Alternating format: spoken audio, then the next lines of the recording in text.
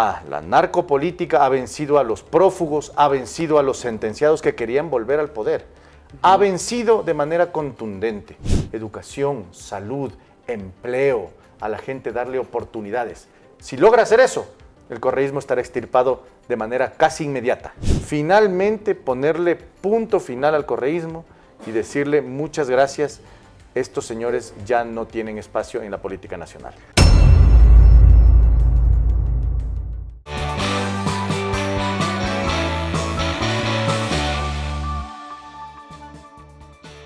El día de ayer se llevaron a cabo las elecciones nacionales por la segunda vuelta electoral con la victoria de Daniel Noboa Sin, candidato a presidente por Acción Democrática Nacional, derrotando a Luisa González, candidata por Revolución Ciudadana, el partido de Rafael Correa. 10 puntos fue la diferencia que tuvo Daniel Noboa frente a Luisa González. Las razones, las causas y el horizonte que tenemos políticamente el Ecuador, vamos a analizarlo con el asambleísta Jorge Peñafiel, asambleísta por Construye, que hemos invitado a la programación de Frente al Personaje. No se olviden de seguirnos en nuestras redes sociales, estamos en X, estamos en Twitter, estamos en Facebook, estamos en Instagram, publicando contenido informativo y de valor. El programa llegó gracias al apoyo de Thunder Mammoth, más fuerte, más versátil, más eficiente.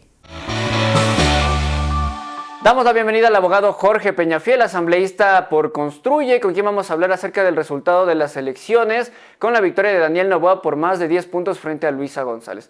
Damos la bienvenida a Jorge. Jorge, ¿cómo estás? Bienvenido. ¿Cómo ves tú este resultado electoral, la victoria de Daniel Noboa? Bueno, muy buenos días, mi querido David. Un gusto estar aquí con todos ustedes. Un saludo a la audiencia, a la gente que nos mira, nos escucha por redes sociales. Bueno, creo que el país ha vencido, ¿no? Okay. Creo que el país, el Ecuador, ha vencido a la agenda de impunidad, ha vencido a la mentira, ha vencido finalmente en contra de la narcopolítica. Y eso hay que decirlo en esas palabras, porque eso es lo que la Revolución Ciudadana ha venido representando durante mucho tiempo. Narcopolítica. La narcopolítica ha vencido a los prófugos, ha vencido a los sentenciados que querían volver al poder. Ha vencido de manera contundente. En manos del presidente Noboa en esta vez, sin duda alguna, él tiene una responsabilidad muy grande con el país, necesita cambiar algunas cosas, pero ratificar lo correcto. Y que creo que con eso el país ha vencido y todos estamos conformes con esta victoria. Jorge, ¿y tú cómo ves? ¿De dónde salieron estos 10 puntos? Luisa González de alguna manera se estancó en lo que había logrado en la primera vuelta. ¿Cuál es tu análisis? ¿De dónde sacó estos 10 puntos Daniel Noboa? Bueno, yo creo que vienen de dos sectores fundamentales. Uno, de la juventud. La juventud que no quiere un futuro parecido al de Venezuela, parecido al de Nicaragua, un futuro con oportunidades, un futuro que al menos asegure la alternabilidad. Ese es evidente, eso ha sido claro.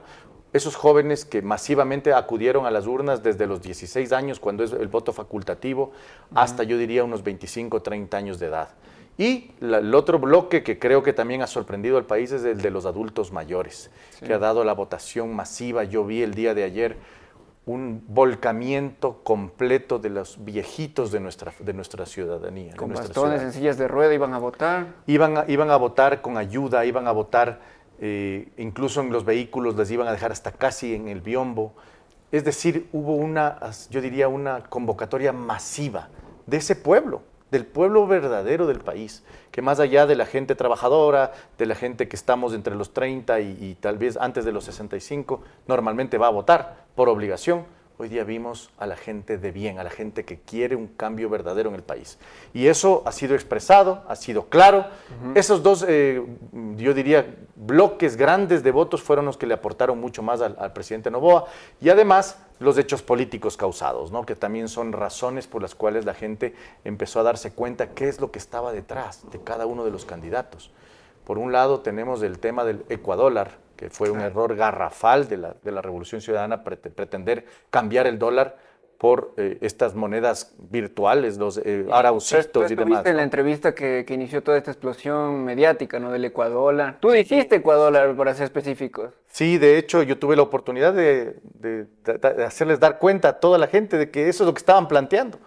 Paola Cabezas, pretendiendo mezclar los términos ahí para darle algún nivel de sofisticación a su propuesta, pero lo que estaba diciendo era claro, ¿no? Que querían imponer el ecuadólar versus el dólar oficial que se compra de los Estados Unidos de América.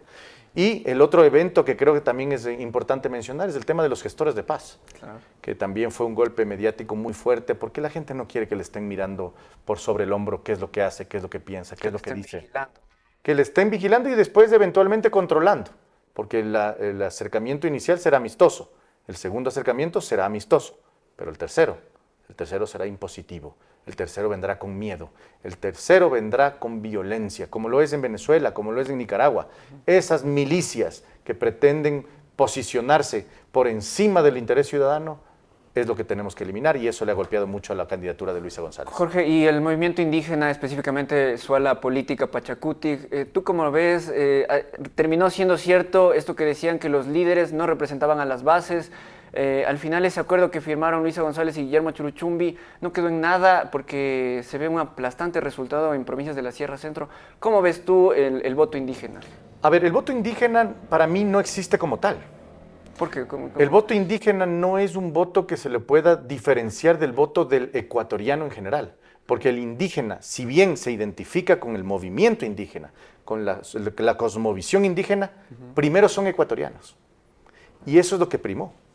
Ellos dijeron en su propia dinámica, en su propia interiorización, ellos priorizaron los intereses del Ecuador por sobre los intereses de sus liderazgos internos dentro del movimiento indígena. Eso está en la votación. En las grandes provincias que tienen, más bien dicho, mucha presencia indígena, ganó Noboa. Así es. ¿Con qué razón? Porque el indígena prioriza ser ecuatoriano a tener liderazgos que pretendan manejar sus votos. El voto secreto, el voto es personal, y eso lo saben muy bien el movimiento indígena, lo sabe muy bien la señora, el señor indígena, lo conoce muy bien ese joven indígena que también forma parte de este gran grupo, de este gran corriente ciudadana que pretende mantener lo bueno y extirpar lo malo de la sociedad ecuatoriana. ¿Y no crees que pesó el anticorreísmo? ¿Tú crees que existe anticorreísmo? Algunos dicen que el anticorreísmo fue lo que le hizo ganar a Daniel Noboa.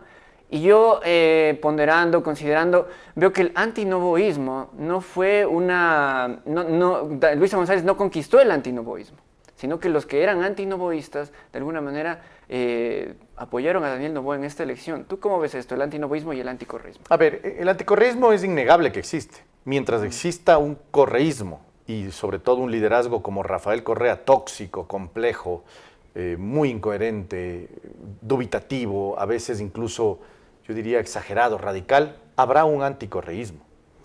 Ese anticorreísmo tomó una decisión en estas elecciones, que es apoyar al candidato más cercano a ganarle la elección al correísmo, al candidato de Correa. Y creo que eso ha sido expresado. El antinoboísmo nace en base a los errores que ha venido cometiendo el presidente Noboa durante todo este año, que son errores que hay que decirlos para enmendarlos. Para rectificarlos. Para rectificarlos. En este nuevo momento electoral del país, y yo diría en este nuevo periodo que se avecina, el presidente Noboa tiene la gran responsabilidad y la oportunidad de enmendar todos esos errores, eliminar el supuesto antinoboísmo y caminar hacia una dinámica nacional. ¿Qué errores específicamente, según tu perspectiva? Hay varios errores que ha cometido el presidente Noboa, que son finalmente errores que tienen que ser enmendados. Uno, el tema de ir en contra de la Constitución con el tema de la licencia, el manejo del tema de la violencia de género en su gobierno, en sus manejos personales. Creo que eso tienden a generar este antinoboísmo. Pero eso se puede curar, eso se puede arreglar. ¿Cómo? Con un gobierno amplio, de mayor concertación, con una capacidad de poder llevar la reconciliación nacional que necesita el país, sin impunidad. Eso sí, porque reconciliación con impunidad, no gracias. Pero la reconciliación con la lucha contra esa agenda de impunidad y que los corruptos, los sentenciados y los prófugos paguen sus culpas, creo que es el mensaje claro que quiere la ciudadanía. Entonces, reconciliación sí, impunidad no. ¿Tú crees que la ciudadanía, que el ecuatoriano le dio una nueva oportunidad a Daniel Noboa a pesar de estos errores? ¿Cuánto crees que el ciudadano va a tolerar? ¿Va a tolerar nuevos errores de este mismo tipo? ¿Cuánto tiempo tiene Noboa para rectificar, como estamos hablando? ¿Tú cómo ves esto, la tolerancia del ciudadano ante los errores del gobernante? A ver, la tolerancia de los errores de cualquier sociedad a sus gobernantes terminan desembocando en un proceso político. ¿A qué me refiero? podrán perdonar ciertos errores, lo hemos visto en esta elección, mientras el objetivo final sea legítimo. Y el objetivo final es legítimo: combatir la narcopolítica, combatir la impunidad, combatir al crimen organizado. Eso se vio en esta elección. Perdonó los errores de Noboa con tal de que Noboa venza a la narcopolítica, y lo ha logrado. En ese sentido, todos formamos parte de esa lucha, porque el país se construye con todos, no se construye con solamente un bando o con otro.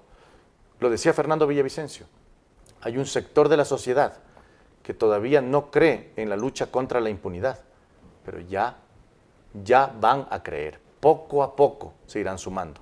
Y hoy día es el presidente Noboa el líder de este sector y hay que aceptarlo.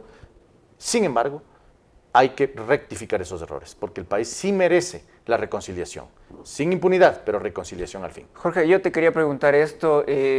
Antes, en la anterior semana, salió un video en estos últimos días de campaña de Verónica Zarauz, alegando de que Diana Salazar, la fiscal Diana Salazar, le había presionado a decir que Rafael Correa tuvo algo que ver en el crimen de Fernando Villavicencio.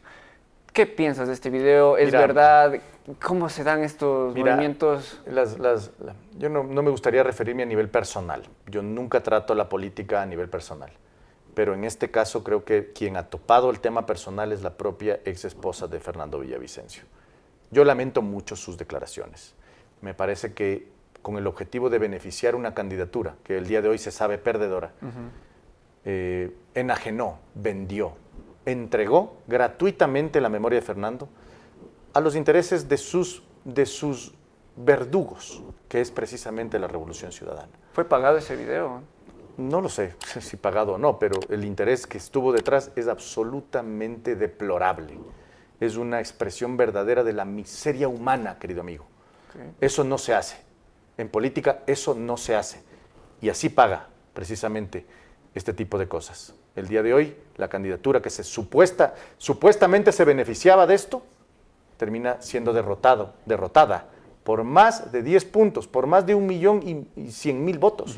Es decir, no cabe duda de que quien cometió el error es Verónica Zarauz y es toda esta agenda que pretendió finalmente posicionar a la imagen de la señora fiscal general como alguien negativa, cuando todo el país sabe que ella ha luchado contra la corrupción y contra la narcopolítica. Jorge, ¿tú cómo ves al correísmo de aquí en adelante? ¿Ves que tienen proyección todavía para la presidencia? Van perdiendo ya 3 veces consecutivas. Se ha ido hablando del fin del correísmo, pero sin embargo renacen de alguna forma, pero no logran llegar a ser gobierno nuevamente. A ver, el correísmo se va a terminar cuando sea derrotado de manera total. Y no solamente en elecciones, que ese es un espacio de la disputa, sin duda. Será derrotado totalmente cuando en la gente, en la ciudadanía y en los territorios se extirpe la narcopolítica y el crimen organizado, que es el caldo de cultivo donde funciona muy bien el correísmo. Okay. Allí es en donde hay que trabajar. Por eso el mensaje al presidente Noboa: ir a trabajar a los barrios, ir a darle oportunidades a la gente. En este nuevo momento electoral y político, construir con todo el Ecuador, por más disidentes que puedan ser, construir un solo objetivo, que es el beneficio ciudadano: educación, salud, empleo, a la gente darle oportunidades. Si logra hacer eso, el correísmo estará extirpado de manera casi inmediata. Y si no lo hace, pues seguirá vivo. O sea, no basta solo con bonos. Yo he oído algunas críticas que el presidente ha pensado que con bonos iba a solucionar los problemas de la gente, pero ¿tú cómo ves esta estrategia de los bonos? ¿Mercantilizó el voto? ¿Fue una estrategia política? Porque, mira, ¿cómo lo ves tú? Todo lo que significa dádivas es solamente soluciones parche. Te soluciona un mes, te soluciona 2 meses de existencia, de subsistencia en este caso del país. Pero no es el método para perennizar el bienestar. Okay. Para perennizar el bienestar se necesita enseñar a pescar, es decir, darle empleo a la gente para que se dignifique esa misma persona sabiendo que con su trabajo está dando de comer a su familia. Y eso se hace, sin duda alguna, desde el poder político, dando oportunidades al sector privado, dando oportunidades a que el negocio sea para todos, democratizando ciertos espacios que actualmente están sostenidos solamente por ciertos monopolios, beneficiar a la ciudadanía, es decir, mirar más allá del bono, de la dádiva de la entrega, que es una parte, digamos, parche, que soluciona parcialmente los problemas. Pero las soluciones verdaderas vendrán sola y exclusivamente si le enseñamos a pescar a la gente y no solamente dándoles del pescado. Jorge, tú viste, ¿no?, que en la primera vuelta Luisa González ganó en toda la costa. En la provincia de Esmeraldas llegó un resultado casi de estar 50-50, pero creo que Luisa González ganó por poquito. Y en la provincia de Guayas, Luisa González pierde. En la provincia del Oro, Luisa González pierde. ¿Qué hizo Daniel Noboa para ganar en estas dos provincias de la costa y menguar la votación de Luisa González cuando ya la había ganado? Sabes que lo que hizo Daniel Noboa fue decir bien las cosas en el momento oportuno. El tema de Venezuela, por ejemplo. No reconocer a Venezuela como una democracia fue correcto por parte del presidente Noboa. Lo propio fue un error de parte de Luisa González reconocer al gobierno de Nicolás Maduro como un demócrata, cuando sabe todo el mundo entero, el planeta, sabe que Nicolás Maduro es un dictador. En Esmeraldas, en las provincias de la costa, entender que eso es importante también, que no solamente es el discurso de la lucha de clases, que es el típico discurso de la izquierda ecuatoriana, sino entender que la izquierda es también hambreadora, que la izquierda también persigue y que lo hacen como nunca nadie más lo ha hecho. Están los ejemplos claros, no solamente en Latinoamérica, en el mundo entero. Vemos cómo la izquierda ha llevado la miseria a la puerta de la casa de cada uno de los ciudadanos. Cuba, Venezuela, Nicaragua, etcétera. Los ejemplos están allí. Finalmente, eso también es importante para la gente. La gente, el mensaje de la ciudadanía en estas elecciones es no a la miseria, no al socialismo, no a controlar tu pensamiento, tu conducta, tu visión. Sí a la libertad, sí a pensar diferente, sí a tener la oportunidad de desarrollarme yo, más allá de que el Estado pueda darme lo mínimo. Es decir, el mensaje es libertad en vez de control y sometimiento al Estado. Jorge, yo entiendo tu dicotomía, la dicotomía que nos estás presentando. Sin embargo, yo veo en ambos candidatos, en el candidato Noboa y y la ex candidata Luisa González, que sabemos que la sombra de Rafael Correa está ahí, dos perfiles autoritarios. Y yo te pregunto, ¿tú no crees que Daniel Noboa pueda degenerar en un autoritarismo? Si es que a mí me han dicho que ya estamos en un autoritarismo, no sé, ¿tú cómo lo ves? Daniel Noboa es un próximo autoritarista. Daniel Noboa tiene la oportunidad de quitarse ese estigma. ¿Cómo? Refrescando su gabinete, ingresando demócratas dentro de su gabinete. ¿Quiénes se tienen que ir según tu perspectiva? Yo creo que un 60-70% del gabinete tiene que ser refrescado. ¿Cómo quiénes? ¿Quién podría ser? Tal vez el Ministerio de Gobierno, tal vez el Ministerio de Obras Públicas. José de la Gasca tal dice vez, que se tenga que ir. yo creo que como parte de la democracia necesita refrescarse. No solamente más allá de las personas, me refiero. Okay. Esto es un tema político nacional. Ya no es solo Daniel Noboa y el gobierno de ADN. Es del país entero. El 56% de la gente que quiere verdaderos cambios en el país. Daniel Noboa lo lidera y él tiene que ser absolutamente condescendiente con ese voto, refrescar, mejorar. Y claro, el autoritarismo es parte de la dinámica de confrontación en este momento y tiene que quitarse ese estigma, tiene la oportunidad para hacerlo. ¿Y cómo hacerlo? ¿Cómo lograr refrescar el gabinete, te decía David. 1, 2, medidas evidentes y claras en favor de la gente y de la disidencia de este país, porque todavía hay un 40% de gente, o casi 40% de gente, que no cree en esta dinámica. Bueno, hay que convencerles, hay que acercarse donde ellos. Claro, con dinámicas, no a los liderazgos necesariamente, sino a la gente. Darles las oportunidades que están esperando, pero por parte de un candidato que no es precisamente el que le promueve la lucha de clases, la izquierda, y que tiene esta dinámica que ya conocemos bien, ¿no? Que es la de Cuba y Venezuela. Y Jorge, yo quería preguntarte acerca del movimiento del cual tú eres parte, del movimiento Construye. ¿Cómo están ustedes? ¿Cómo analizan la victoria de Daniel Noboa? Y también, ¿cuál es su estrategia para resurgir, renacer en la escena política? Mira, la política es cíclica, la política es cambiante, la política a veces es giratoria. Nosotros, y yo personalmente te puedo decir, soy un político que está listo para cualquier escenario, porque mi fortaleza no viene de elementos fácticos como tener el poder, un cargo, ser asambleísta o ser ministro, o ser... No, mi fortaleza y la fortaleza de Construye está en las ideas, en la construcción de un espíritu democrático, en la visión de beneficiar al ciudadano en todas las instancias del ejercicio público, en mirar esa necesidad y resolverla. Entonces, mi fortaleza y la fortaleza de Construye está en eso, en beneficiar a la gente de a pie, al ciudadano que masivamente el día de hoy dijo no al socialismo, sí a la libertad. Ese es nuestro objetivo y lo vamos a seguir haciendo. Vamos a reestructurarnos, nos reinventaremos, haremos cambios y sesiones muy fuertes que tenemos que hacerlas como políticos. Pero la fortaleza no está en las personas, está en las ideas y en el espíritu. Y ese espíritu seguirá intacto, incólume y sobre todo concentrado en darle ese beneficio ciudadano, sea como alcalde, sea como prefecto, sea como asambleísta, como presidente o como cualquier cargo. El beneficio es de la gente, no de los políticos. ¿Y ya se están proyectando para las elecciones seccionales del 2027, tal vez? No se han llevado a cabo todavía conversaciones serias en esos términos. Evidentemente estamos saliendo de una elección. Yo creo que en los próximos meses seguramente nos sentaremos a conversar con los demócratas del país, con el gobierno nacional.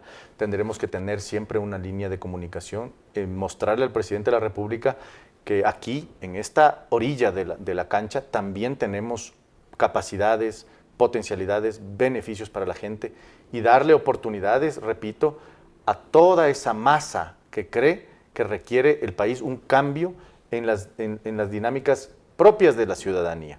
Eso con la libertad y con la capacidad de desarrollar proyectos personales para nuestros jóvenes, para que los chicos puedan soñar en un país mejor y sobre todo soñar siempre en mejorar sus condiciones, vamos a tener un país diferente y un país próspero.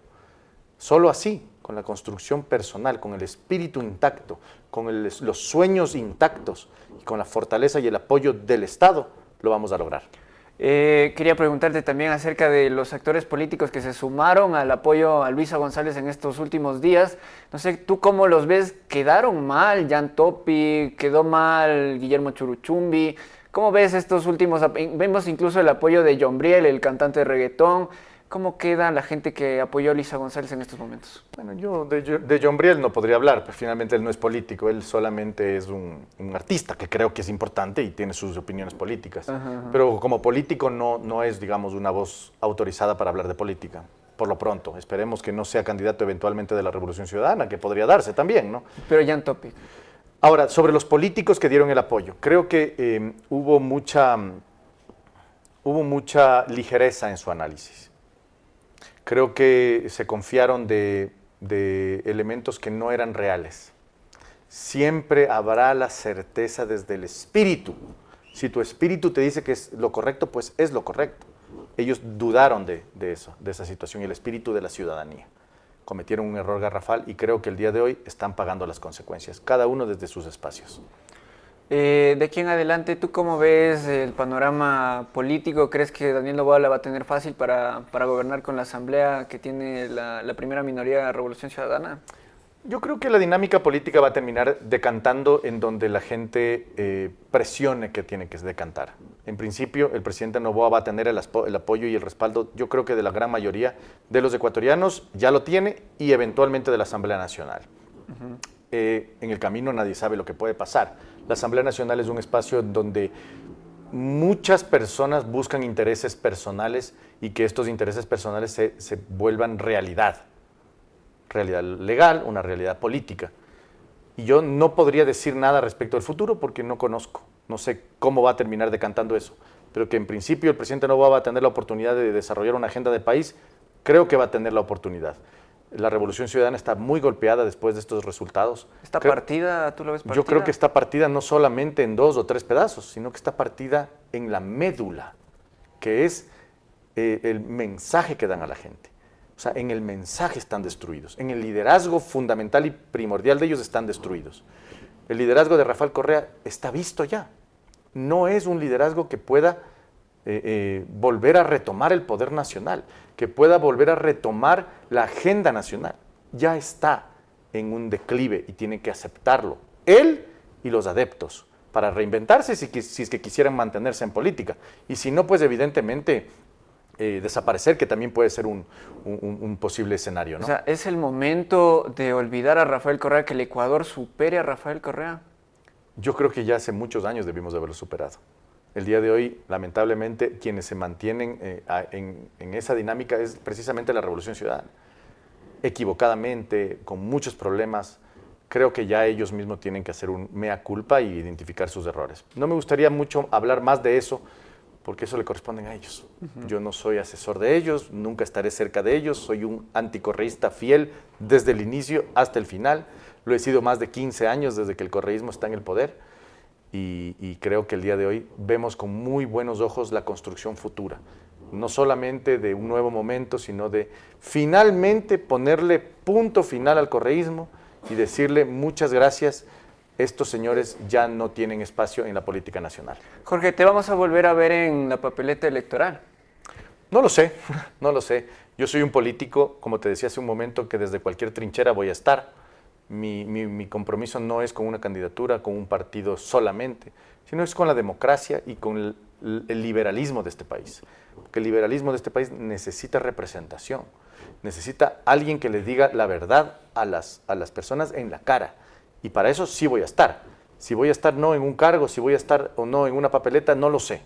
Porque no tengo ese elemento en este momento.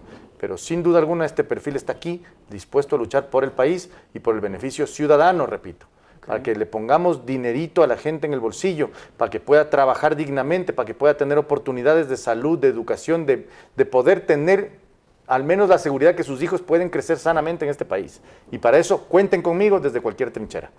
Perfecto.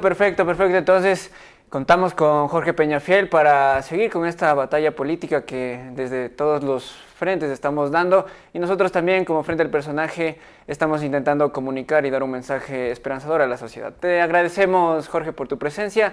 No se olviden de seguirnos en nuestras redes sociales. Estamos en X, estamos en Twitter, estamos en Instagram, estamos en Facebook, estamos en TikTok, publicando contenido informativo y contenido de valor. El programa llegó gracias al apoyo de Thunder Mammoth. Más fuerte, más versátil, más eficiente. Gracias por haber visto Frente al Personaje. Soy David Morocho Velastegui. Nos estaremos viendo en próximas entregas.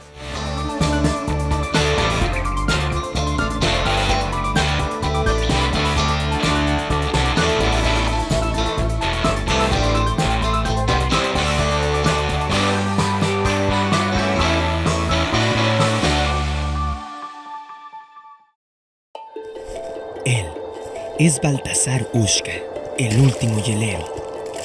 Esta es la Thunder Mammoth M2, el primer motocarro de carga. ¿En qué se parecen estos dos personajes del Andes ecuatoriano? Que nacieron para ser los fuertes del trabajo pesado. Una potente herramienta de trabajo con amplio espacio de carga. Thunder Mammoth M2. Fabricados para durar, diseñados para ahorrar.